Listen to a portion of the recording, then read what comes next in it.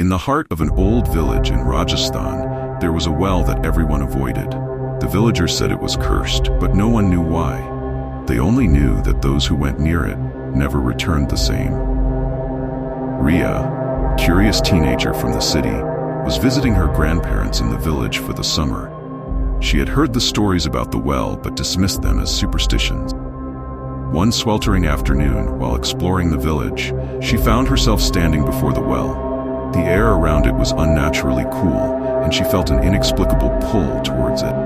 Ignoring the warnings she had heard, Riya peered into the well. The darkness inside seemed to stretch on forever, and just as she was about to turn away, she heard a faint, mournful cry echo from the depths. "Help me." Riya's heart raced. She leaned closer, straining to hear. The voice was soft, almost childlike, and it tugged at her heart. Without thinking, she called out, "Who's there?"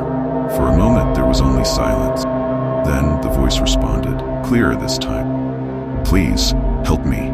Riya felt an overwhelming urge to help whoever was trapped below.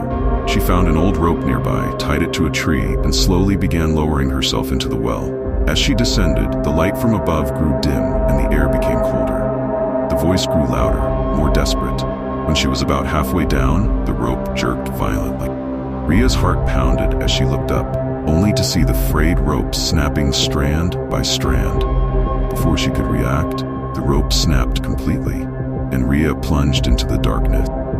She hit the icy water below with a splash, coldness shocking her system. As she struggled to stay afloat, she realized the well was deeper than it seemed. The walls were slick with moss, and there was nothing to hold on to. Suddenly, she felt something brush against her leg. Panic surged through her as she kicked away, but then she heard the voice again, right next to her ear.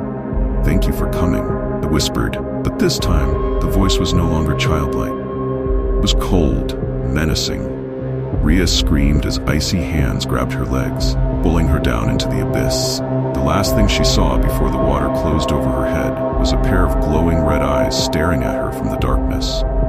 The villagers found Riya the next day, lying unconscious by the well. She was alive, but something in her had changed. Her once bright eyes were now dull, and she never spoke of what happened in the well.